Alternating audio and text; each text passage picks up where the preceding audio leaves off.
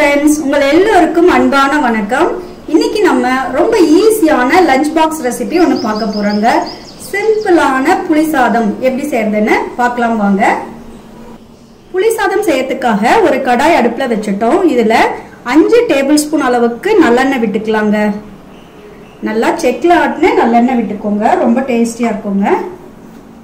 எண்ணெய் நல்லா காஞ்சதும் 4 டேபிள் ஸ்பூன் அளவுக்கு வேர்க்கடலையை சேர்த்துட்டு நல்லா பொன்னிறமா வறுத்து தனியா எடுத்து வச்சுக்கலாங்க.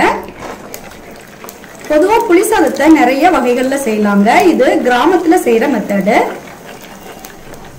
வேர்க்கடலை பாருங்க நல்லா வறுபட்டுருச்சு. இப்போ தனியா கப்ல மாத்தி எடுத்துடலாம்.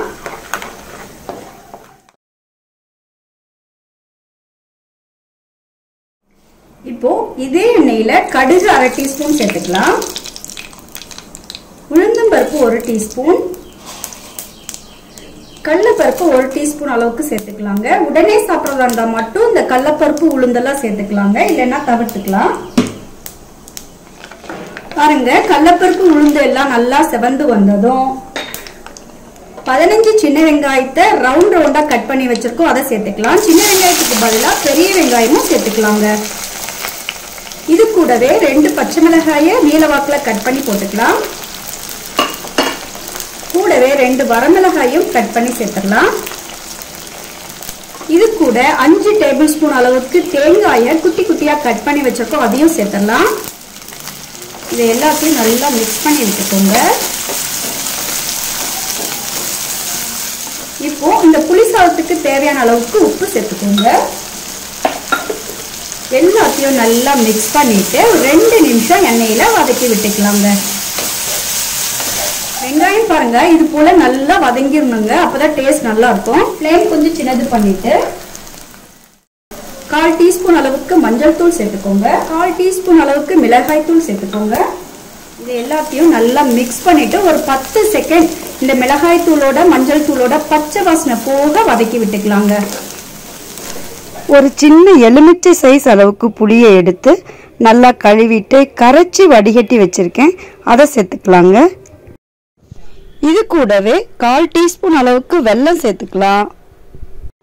இது எல்லா டேஸ்டையும் நல்லா பேலன்ஸ் பண்ணி கொடுக்குங்க, ரொம்ப டேஸ்டியா இருக்கும். இப்போ இது எல்லாத்தையும் நல்லா கலந்து விட்டுட்டு உப்பு காரம் எல்லாம் கரெக்டா இருக்கான்னு செக் பண்ணிக்கோங்க. நல்லா கெட்டி ஆயிட்டு மேல அழகா எண்ணெய் வந்ததும் சாதம் போட்டு மிக்ஸ் பண்ணிக்கலாங்க. பாருங்க புளிக்குழம்பு நல்லா கெட்டி ஆயிடுச்சு, ஆயிலும் அழகா மேல வந்தாச்சுங்க.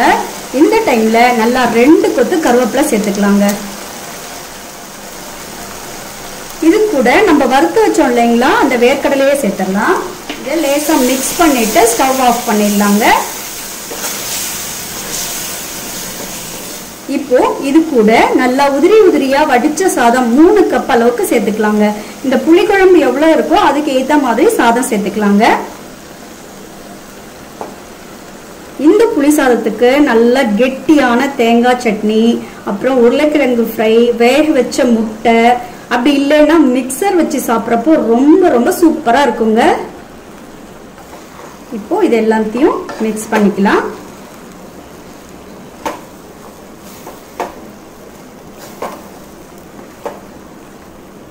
இதை சுட சுட சாப்பிட்றத விட குழந்தைங்களுக்கு லஞ்ச் பாக்ஸ்க்குலாம் கொடுக்கறப்போ நல்லா அந்த புளி சாதத்துல நல்லா இறங்கி இருக்குங்க, ரொம்பவே டேஸ்டியா இருக்கும்.